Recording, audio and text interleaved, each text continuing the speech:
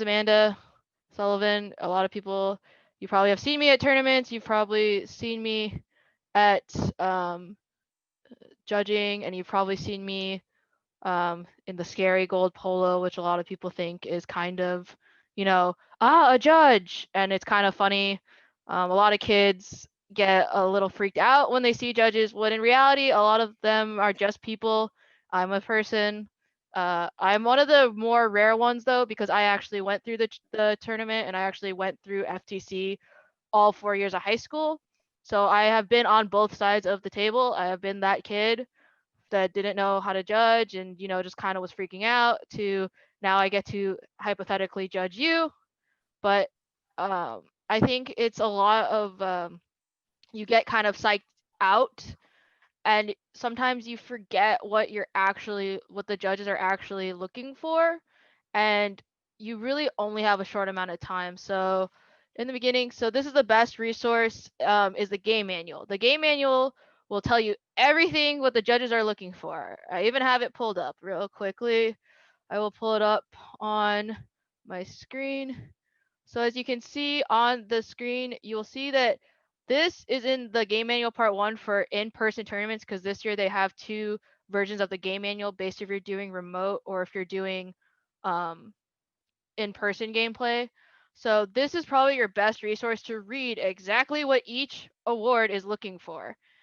These are all these bullet points. This is exactly what we follow for all the awards. You'll go all the way to Worlds. This is what everyone follows. The thing that gets to people, that I think gets confusing for people, is that some of these are very vague. Like, let's read. Usually the biggest controversy award in the sense of not that it goes very different ways between tournament is typically Innovate. I would say Innovate's the most flexible because you can see there's only really 3 like bullet points kind of, and it's kind of like what's innovative. Innovate is a very loose-ended um, word in English, so it's kind of like what is that? So a lot of times it comes down to innovate typically corresponds to a team that creates a mechanism that is different than everyone else's, but still accomplishes the same task. So if you guys played last year's game, what was last year's? Oh, I forgot.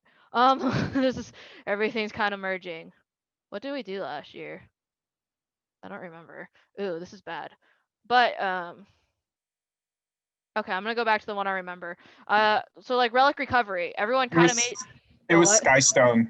The Okay. Skystone. Oh, thanks. Thanks. Okay, Skystone. Thanks, guys. Skystone. So everyone kind of had that claw, right?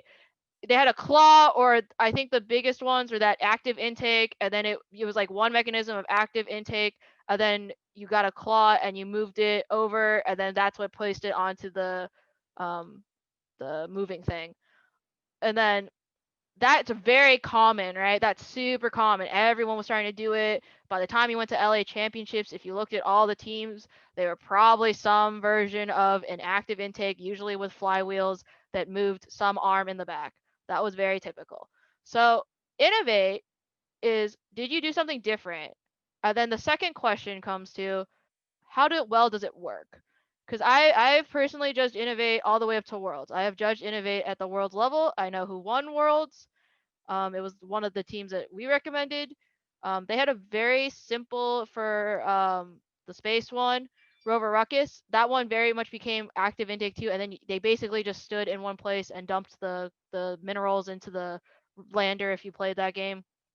So the winner was actually one that only focused on the wiffle balls, but they could get like 30 balls at once. It was a super simple arm, but it was innovative because it could accomplish the same task as the other robots, and it was an interesting strategy. But that's what we determined at Worlds. I've also judged when if you competed back when it used to be there's a super regional. Um, I was judging relic recovery, and that was with the glyphs. And we picked a robot that made the robot like an accordion, and it was really cool. Like it would stay in place, and it was like it had this big accordion arm and everything. It did not, I would say, work as well as the winning design that year, but it did what it said it would do, and it was definitely different.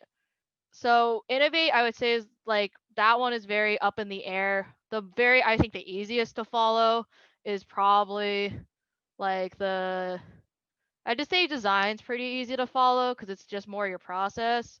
But a lot of people get very confused between connect and motivate, which I won't go into exactly what the difference is, but this is what I'm saying is you should definitely sit down with your team and interpret what each of these awards are and try to figure out what are they talking about, because your opinion of what they are might be slightly different than a judge's, but it's also you got to be on the same page with your team about what you're asking, because that's going to go back to the questions. So let me go back to the presentation. So definitely review the game manual because that is what everyone follows. So next, what is judging? If you're new to judging or you're a new team, you're gonna typically get 2 to 3 judges in your judging room, really no more, because usually we're spread thin. And then your team will present for about 5 minutes. There's a 5 minute recommendation of uninterrupted time. So obviously, if you interrupt someone when they're talking, it's gonna throw you off if you're not used to public speaking. So you do get that right of 5 minutes not interrupted. I have had people literally spend like 3 minutes of that telling me their names, which is fine. But I'm going to go later into detail about utilization. In total, you really only have about 15, 20 minutes, depending on which level you're at. I think at Worlds, we gave everyone 20, so it's like 5 minute presentation and 15 minutes of questions and answers. But I think at the ILT level or the qualifier level, it's 15, but that's just more because of time. That's not a lot of time for anything, honestly. And if you have, 7 members, pretty much everyone's speaking max 2 minutes each, hypothetically speaking. But you're trying to give the judges basically all your highlights. Like if you were doing a highlight reel, like in sports, you're trying to give the best highlights. But what does that mean? A lot of people don't always understand what that means. So what are the judges doing? They're looking for what makes your team special. They're not looking to look at you and be ding you for, oh, this team didn't, I don't know, go to outreach events, this team didn't do this team did that. It's the opposite. You're looking to see what teams are doing and what they are, what are they good at?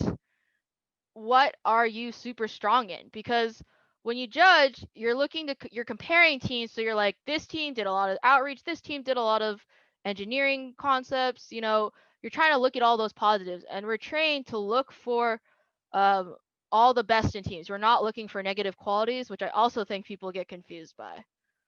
So that's what it is. They are split into 4 award categories, or 4 different awards that you're looking for. Inspire is not looked at during the judging interviews. You are not looking for Inspire. Neither are you looking for Notebook. No one, you do not look for Notebook. That is all. It's changed this year because of the portfolio, but you're not. If you talk about your notebook, it's very general. I don't think you should spend any time talking about your notebook, except we have a notebook. That's about it. You don't need to explain that. So design and innovate, and then it's motivate and connect. So back what I was saying, the difference are, you need to review that with your teams, but very quickly, motivate and connect used to be way more similar. So I understand why people get confused. Very quickly, motivate is what you do for others. Connect is how do people help you, is the very easiest definition of explaining the difference between the 2 awards. Connect Award is more about how do you connect with the STEM community. Motivates more how are you talking about STEM and spreading STEM in your community. That's very brief, but that's pretty much the hard line.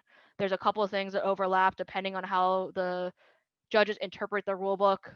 It's mostly just based on financing and like how you finance your team, because that's kind of where it draws a line, but that's the only real way I think that it can kind of fall into 2 categories.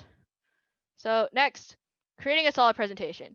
So if you choose to do the 5 minute of uninterrupted time, which I would say 80% of teams do, you can say, we do not have a presentation. We just want you to ask questions. You have that right. And I would say if that is your strategy, to just go for it. Like, you don't want to waste time. So you want to be as direct and you want to be very straightforward about what you're saying. If you let's say you're trying to explain, I've had teams do this a lot. They're trying to explain to us that they connected with a engineering business or whatever. they spend like solid 2 minutes trying to tell you that, but they're saying like, we went to some person and then we went to another person and then we did this and then we did that. And, you could just say we outreach to 20 businesses and 3 of them were STEM businesses, and or like 5 responded. That's a very condensed way to say it, but that piques the interest of the judges of, oh, I want to learn more about that. You don't need to go into super elaborate detail in the beginning.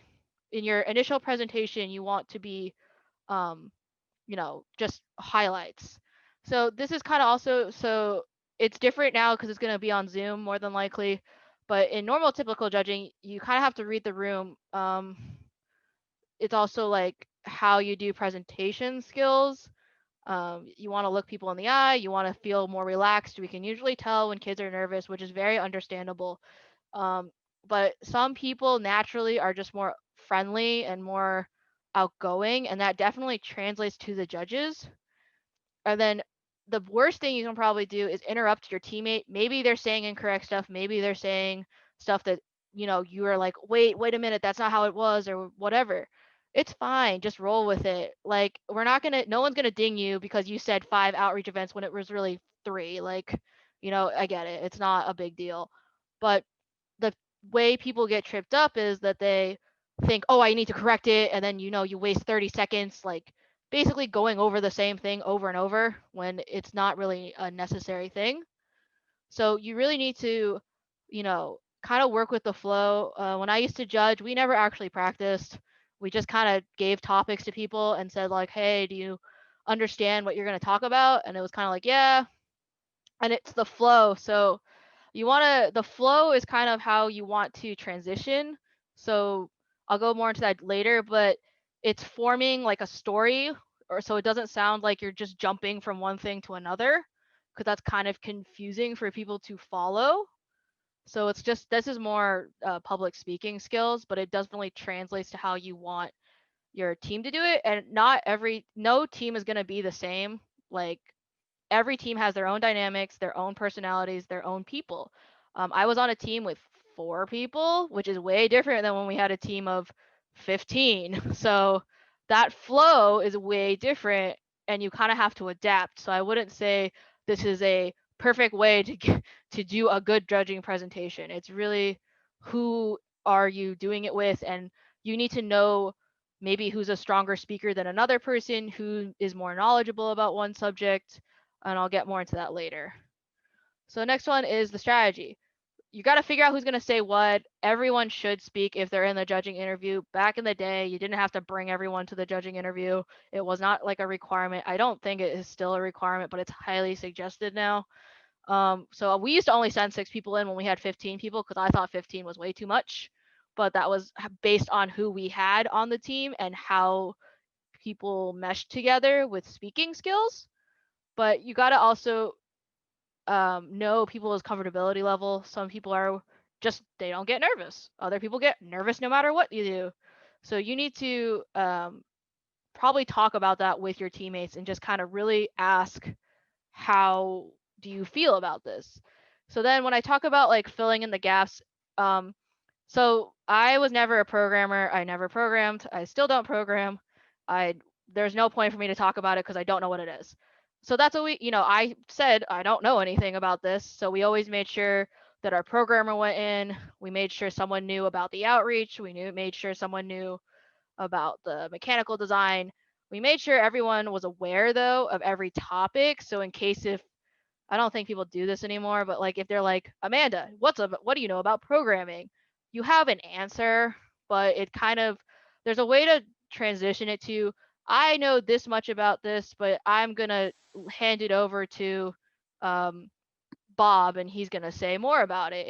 It's those transitional words that can really help you if you also just kind of have a mind blank. Like maybe you just don't remember, like how I didn't remember what the game was last year. It would be like, that social cue of when it's appropriate to step in for that person, instead of it being like, oh, I'm just talking over them or I'm interrupting them. So you kind of have to learn your teammates social cues and the way they speak. The other thing is have a focus. So it's like, if you know you don't do any outreach, which is fine, you don't have to do it. You're not gonna win Motivate, but like it's fine if you don't do it. There's no point to then try to focus your presentation on Motivate. We have some teams that are all about the robot, right? They're super into the robot. That's all they do. Focus your presentation then on the robot. If you read the award descriptions and you realize, hey, we only really fit design, like focus on the design. Yeah, it's so the question is, are you going to speak about this in the context of remote presentation? It's going to be the same. Like you're going to present the same way. It's going to be the same time. You're just doing it in a remote setting. I would definitely say practice over Zoom with another adult just so you're used to it. More also like check your audio, check all this. It's going to be a little different, but the flow is probably going to be the same. I would say it's probably going to be weirder to transition, but the way you're speaking is probably going to be the same. You should practice though, not sounding like a robot, and just the bad thing people are gonna fall into with Zoom is that they're gonna have their notes on one page, like on the side, and they're just gonna read straight off the side. I've already seen it. I'm not a fan because you can definitely tell when someone's speaking just straight off a slide. Um, so I definitely would say try to speak without that, or just do like bullet points if you forget your topics. But that's I think it's going to be very similar in terms of the actual presentation part. And then exaggeration. If you say you speak to 2 million people, I really need to see those numbers of how you speak to 2 million people. Um, that type of stuff, I know people do it and it's not anything to knock them on. It's just you got to have your back up your facts, and it's not going to get you anywhere if you say I spoke to 2 million people and it's just a number. There's got to be some context behind it, and there's got to be some type of validation or reasoning behind your numbers. I only really see it mostly in numbers, or yeah, that's mostly I just see it in numbers when people are trying to tell us they went to some outreaches and they spoke to X amount of people is probably where I've seen it the most. Um, so next up, observe the judges. This is going to be very hard as remote, but you can kind of sometimes also tell the questions they ask. Typically, there's going to be a judge that's more focused on mechanical and the technical side, and then there's going to be judges that are more focused on the non-technical. It's just trying to get a better, well-rounded group of people, just so you get more questions and you get more time to talk about it, kind of thing.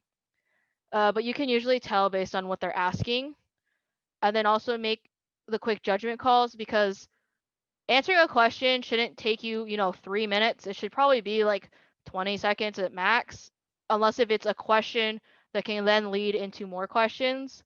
So I'll go over a couple quick, later on, I'll go over some very basic questions that are usually asked, and you'll kind of notice a pattern, but that's kind of what I mean by try to really quickly figure out what they're asking and then answer it, but don't go on, forever and ever, because then they have less time to ask you questions. Sometimes I've done judging and I've only got to ask like one question. They answered it, but it used like a full 2 minutes of the time, which is fine. It's just you may miss some parts that you really wanted to talk about. Next, observe other teams. This is something that I think a lot of teams don't realize. So usually when you see the judging panels, they're all published, right? I know for sure LA Championship it was published because I'm the one that did it. You could definitely see who was on your panels. You could see what time you're going, right? A big thing is, I think it's the most noticeable when it's like sister teams or brother teams or the same school district teams. You're probably going to have some overlap because you're trained by the same people, you have the same mentors, you work together. So it kind of, you got to figure out, like, if you say one thing and then another team says another thing, now you're kind of making this sub competition between each other because you kind of did the same thing. So then question mark who's better when it's almost identical. That's, I think, a big issue sometimes with having sister teams. So like I was from Monrovia High School, Kings and Queens. So I guess you would say a rivalry was with Suitbots because we just had all the same stuff for a little bit of time, and we have the same mentors, we have the same room, we do the same things. So we made it a very like we had a talk about it and said like what are you saying and like what are you not saying, and it was very much like okay, we are different. So that's what I mean by also observe other teams. Some teams in the region are very strong. You can kind of figure out, oh, they're probably very good at outreach or they're very good at robot. So you kind of can figure out your presentation of how can I be different from them, because they are looking to see, who are the strongest on this group of people, who's the strongest in design, who's the strongest in motivate, who's the strongest in connect, that type of thing. So that's what I mean by you can kind of tell your panel. And if you're on a panel with your sister team or same school team, I definitely think you should really look and see, what are we saying? Are we saying similar things? It's okay to say similar things, just it might be different of how you explain it, which is a big thing.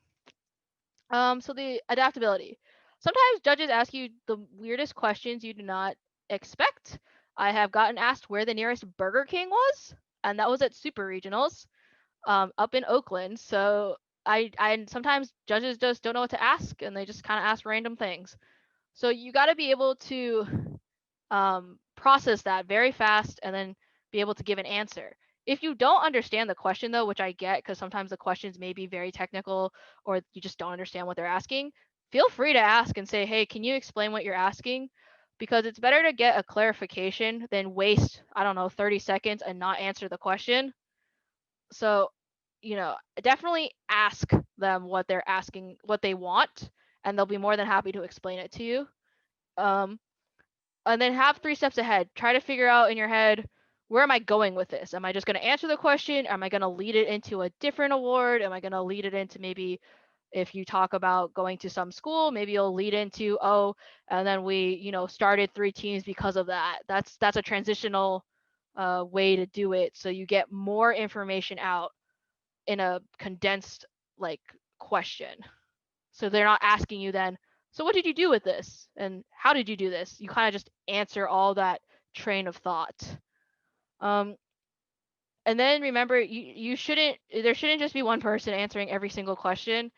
So what we used to do, because there was only like 5 of us, 4 of us, whoever showed up, we had it where it was like, okay, you two answer technical questions on and off. So there's a trade-off. So it wasn't just like me and my friend answering all of it. Then the other two took the non-technical questions of, what's it be like? What is teamwork like? How do you work well together? Stuff like that. That was given to other people, but it was always at a switch off phase, so it wasn't, just one person. I know that's way harder though with 15 people, 14, basically any double digit. It's a lot harder to do that. So, but you should have it where it's a pretty well-rounded group of this is who's answering, but everyone can answer. There's also times when, they ask the rookie something. How does your new members feel about it? And that's usually, the people that have never judged, so that's kind of harder for them. But I think you should also prep them on, hey, they may ask you that. Do you have an answer for that? And you can kind of help them through that. Um, that's what I talk about the rotation. So let's go with this. So this is my old team. This is me, I think in junior year. I look pretty much the same. I just got a haircut, so that's maybe the only difference. But if you look at this robot, you can kind of see, I'll be really quick. It's like it was on like a lazy season, so it could spin around. This was for the FTC game of Block Party, so it would spin around and there's a scoop on the front. That thing dropped down in the front, that metal piece. But if you look at it now, this is back in the old days when costumes were a big thing and theming was a lot more prominent. You don't see it as much anymore. You mostly just see T-shirts. This was because Motivate Award had a section on like team spirit, team cheer, team branding was kind of underneath Motivate before. I think they changed it in like 2015. So this was still in the age of, costumes and stuff. I know Kings and Queens still wear them, but like that's why it started. So the next time, let's make a presentation. So I'm just going off of what I remember from my junior year. This is kind of like highlights of it. So if you see the list of stuff, it's just very quick. But you can kind of start to see a story forming. So, we're from a school with 5 teams, and we're the only girl team, and we're a third year team, and it's kind of a financial hurdles, but we're getting through it. Then you would say you go into like, we get a lot of community support because that's how we fundraise. And then our robot's unique because it has a lazy Susan arm, because we didn't want to copy the rest of our school. And then we didn't have a 3D printer because we had to learn how to do drafting, and we did a lot of things out of wood first. And our biggest hurdle was that, there's only 4 people, so splitting the work amongst all of us is kind of challenging. So that's how you kind of, as I was talking, that's kind of how you create the story of how it flows from why you're a team, like why are you the kings and queens, to here's our robot, and then our um, outreach. So we were probably the weakest on outreach, which we all agreed on that was our weakest award. So we didn't really focus on that much, but we kind of, we still talked about it, but we knew it wasn't going to be the highlight of our presentation. And then we'd usually end with, this is our junior year, so we're looking to recruit new members, and next year we're going to add freshmen. So it kind of creates this contingency plan. But that's kind of how you have to look at it. Of it's a story, and you want to tell the judges your story, and you want it to be clear. So that's why I say to teams, you don't need to say all your names. You don't need to do all that if you don't want to, because it just wastes time. So a lot of this is like trimming down that, because that was all for the pit interviews. I know there's technically still going to be pit interviews for remote play. They're still trying to figure out how that's going to work, because no one's going to want to sit on a Zoom call for like 8 hours and hoping the judges, come to your hypothetical pit, you know, between those 8 hours. No one's going to do that. So I think it's going to be like time slots of like within like a 2 hour window that, your team would get the judges to come to your your Zoom pit. So also people don't have to sit there. I think it's going to be like an alert system too. So that's going to be different, but it's going to be, that is still the time that you get to see the most people, and you get to really go into that detail, because the judges are going to take what they learned in the judging interview and ask you, so tell me about, how many teams did you mentor, and like what did they do? And that's when you would um, talk all about it, and that's when you can go on about whatever for as long as you want. You're not time constrained as much. So the question and answers, that's probably the part where you really see the team, and like you figure out what they did, and usually you figure out, who did what. That's typically where. So um let me add, like, so one of the questions would be like, what was the most difficult part about your season? That is a very open-ended question. There's no right or wrong answer. They're also not looking for a particular answer, right? So you can take that in many different directions. A lot of teams go the direction of financial problems or financial hurdles. Some teams go, they didn't know how to build something, or it was like their first rookie year, so they didn't know how to use a lot of the new, Tetrix parks or whatever. And then some people have software issues. I haven't seen that as much, but I think it was when they were doing like Vuforia for the first time. A lot of people struggled with that. So do you see how that can branch into 3 different like categories, hypothetically speaking?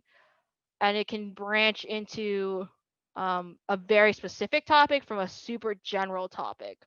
Then usually, if say a team doesn't talk that much about their design, you'll be like, so how did you design your robot? That's also a very general question with no right or wrong answer, but you can take it many different ways.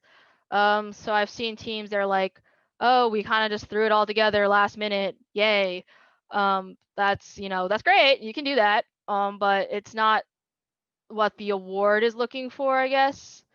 And that's a very short answer, where if you say that and it's like, we thought about it, we had all these different tests, and this is the result. Some teams bring in their prototypes. You start filling in gaps that maybe you didn't say in your initial presentation.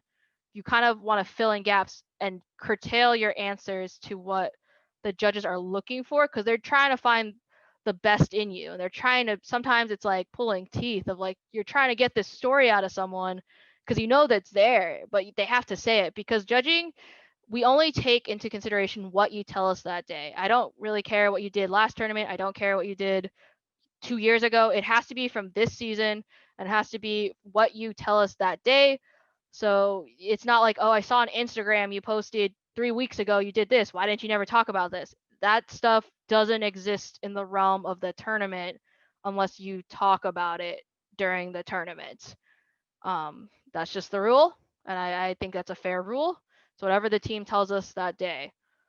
So you want to make sure you're saying as all your best qualities and all your best events. So that is what, oh, honesty, yeah, it's, just try to be consistent. I know people get nervous. It's more like if, you say, I went to 6 tournaments, and then someone else is like, nah, we never went to any tournaments. That's kind of like, oh, that's a little interesting. If you mess up on like a number, it's not that big of a deal or something. It's just more like all the team needs to be on the same page of like, hey, like we this is all our events, right? Also, it's sometimes it may be because the person wasn't there all the time, so they didn't know you did an event when you did. It's kind of like catching up people in case if they miss meetings or they get busy with their lives. So that's pretty much the general construction of, creating a solid judging presentation that fits the need of your team and what you're looking to tell the judges. So I'm going to open up to questions and answers right now about what, if you guys have any questions about the actual process, or you want to know something about judging that you didn't know. Anyone have questions?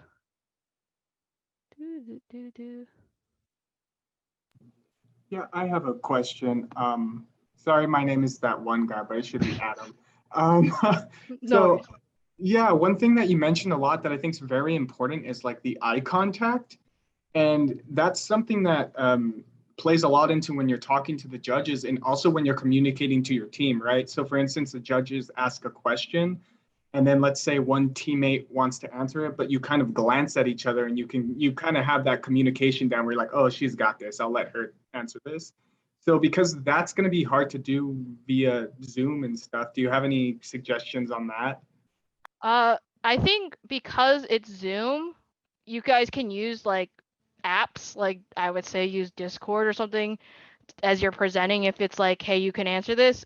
So when we used to do it in person, we would actually stand in a line, and then the person speaking would stand like a foot or two in front of everyone else. And we used to have hand signals. This is how we did it. So it'd be like two, I guess, two fingers was like you speak, or yeah, I think it was one finger was like I'm done speaking, so someone jump in if it was done. Two was like, hey, you speak on this topic. So I kind of forget, but we had like a whole hand signal gesture thing, because we would stand in front of everyone else. So then it was like you could signal of who should speak next. It was also a way to keep the order. So it was like each of us were assigned a number of, I was like 2. So if it was like my turn to go next, it would be 2, and then so forth. But I would say definitely if it's a judging, because it is virtual, you could probably easily use like a texting app or something and just be like, you go. But that's also if you know how to use split screening. I personally have 2 monitors. That's why I'm looking slightly to the side. So I could do it, but I think it's easier to communicate that level of, you speak, I speak. But I think it should be also practiced of like the questions more, how to answer. So that's my advice. But that's definitely a big thing that's going to be harder to do because of virtual training or virtual judging. Good question. Anyone else have questions? Or you want to ask me?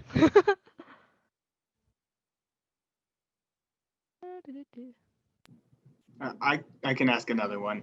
What do you feel like is the what do you feel like is the biggest mistake teams make when going into judging? um, Let me think. So I see it as different tournaments. As you progress in tournaments, obviously people get eliminated and then people, get better.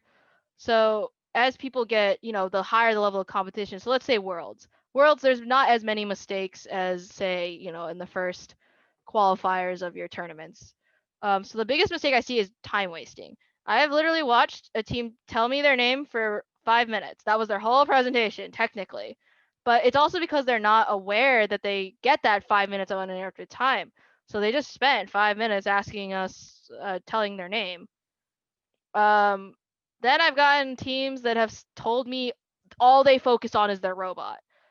When they have other good stuff, they do outreach, they do connect award stuff, they do all that, but they only talk about the robot.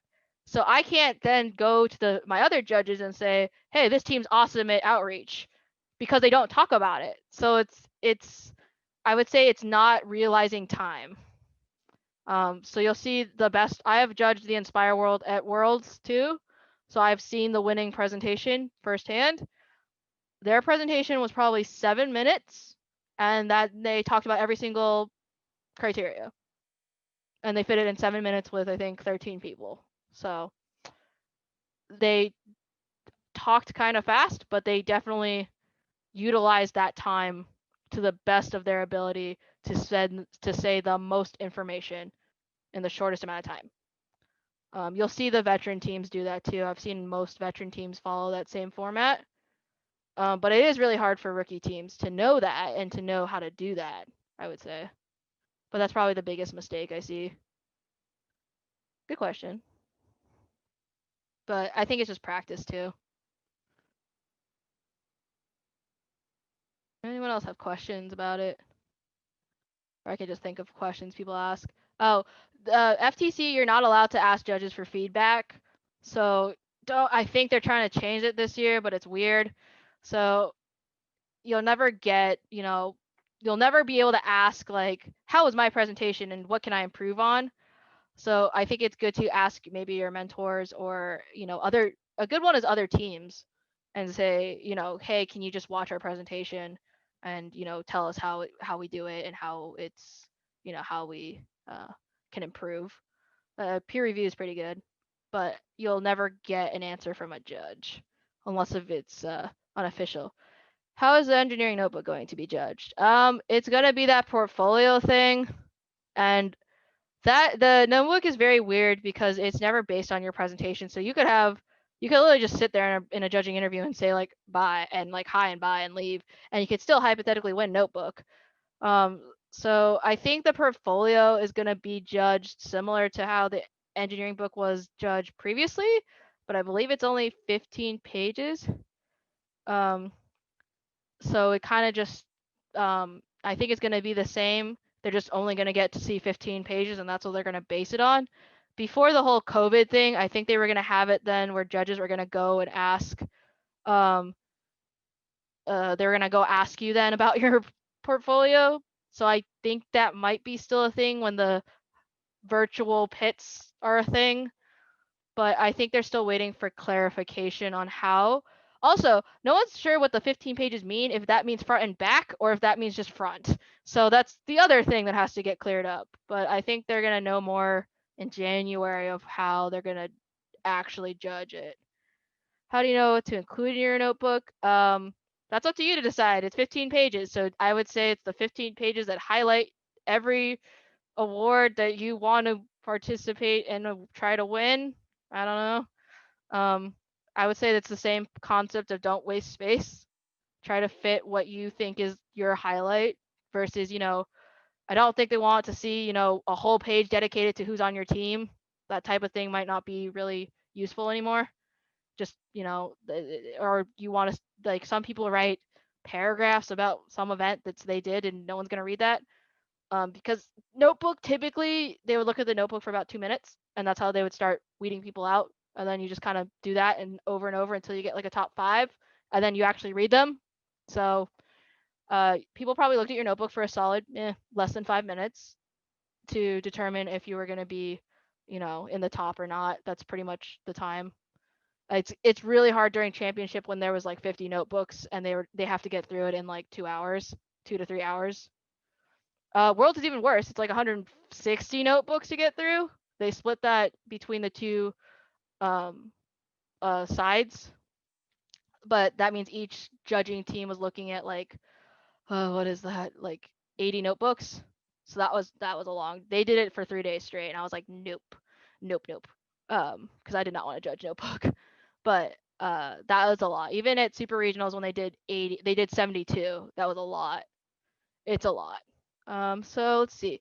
We would talk about each mechanism and how it works. Is that a good idea, or is that not a good use of our time? Um, it depends on what is. If you think we definitely got design award, I think it's worth it to focus on. But if you're like, I'm good at a lot of different things, it's probably better to spread it out. One of the teams that I've talked to, they knew they were not good at the robot part, and they knew they were not good at the motivate part. So they were really, really, really going for connect. Like their whole presentation was going to gear towards connect, and I believe they won connect. So it's kind of like playing your odds to a degree if that's your goal. Is like, so back when I used to compete, we were like, okay, which award can qualify us? So we would try to utilize our time to focus on the award that would probably qualify us, which was typically gonna be innovate. When we had that robot that had the lazy Susan arm and all that, we're like, that's innovative. That's what we can win. And that was usually what we won because that's what we would focus on. But it's kind of noticing your team, and sometimes we're like, yeah, we're not winning Inspire, so let's like focus on this. But that's definitely up to your team. Um, it depends what you think is uh, your strongest qualities. And then some people are just, they're what people consider the elite teams, or the teams that are probably going to win Inspire. Or I say like the strongest teams in our region, you kind of can usually tell, or it's just based on history, of who typically is in the top 3, 4, 5, whatever. You can kind of see what they do because of social media, and because of, they post on Facebook, they post on Instagram, whatever. And you can kind of be like, all right, I think they're probably going to be strong in X thing. So can we beat that? Maybe, but it's just kind of, I think it's very much about what your team is. And also, can you speak about it? Because you might do the most amazing stuff ever, but you don't talk about it. And I've seen a lot of teams like that. Like I do know like some teams do amazing stuff. What did they say in judging? Oh yeah, we built a robot. I can't force them to say anything, but it does suck when you can't give a team an award for something that they definitely did, but they never told you. So it's kind of like, oh well, it never happened. So that's kind of my advice about how to structure your presentation. Also, because we're doing qualifiers this year, people are probably, I don't know how they're signing people up, but back in the old days, we used to watch to see who would sign up for tournaments that we knew we were not competing with certain people, is what we used to do. And we also made sure we did not compete with each other. So that was Monrovia's strategy, because we had 5 teams and it was going to be too much overlap between, we're like, nope, we are not competing together. But that was more because of the 5-team thing. So that's I don't know how they're doing it this year. I think I missed that meeting. I think you're just signing up. I know we're having a scrimmage though in December to practice. So if you guys want to do a test run, I believe we are having one in December. Yeah, December. Um so yeah. Good question though. Any other questions or about I how have a question. yeah. So, from what I understand, a lot of the judging is trying to get judges to advocate for you, right? Because a lot of judges are going to have favorite teams once they've gone through judging. So, from your opinion, what's the best way to get a judge to advocate for you? Ooh, good question. Yeah, so it is about advocacy. It's kind of like if you're trying to get elected for, to be the mayor or the president, right? Um, I think it's to be memorable in a way that is positive. Like that team, this is awesome when teams are like, people are like, they're just a positive team. That's just the nature of the team. And it's like, you kind of stick out. So the reason like why kings and queens would dress up so elaborately is because it was memorable. And it was like, oh yeah, kings and queens, they have these elaborate outfits and all this. That's not as popular anymore, obviously. And it's up to you if you want to dress up. But I think to be memorable is that usually you speak clearly, you have a lot to say, you're put together, you know what you're talking about, and you're confident in what you say. Because what I see now is kids that are so passionate about whatever. So, some kids are very passionate about programming, so they could go on and on about programming. And that you can tell that when someone's speaking, versus where a parent told them to say this, so they're saying it, or a mentor told them to say this, so they're saying it. That passion, you can definitely see when a kid talks about something. Like, I'm passionate about FTC. I could talk to you all day about FTC without, rehearsing, and without, having a pre-written script. So I think it's definitely memorability of, you know, you're passionate about it, and you want to be there, is I think what I see the most now. And I do remember teams nowadays that I was like, wow, that those teams were super passionate about XYZ. I think those are the ones that I remember the most. Also, I guess I still remember the costumes, but that's up to you. I think one time, like, a kid painted their face, and I remember that. But just stuff like that. Or I remember some of the weird robots, like they had weird designs. So I remember those. Like, I remember the accordion bot. So that's good. Will we be able to show our robot in the pit interview and or the presentation interview? So that's a weird question. You're not required to.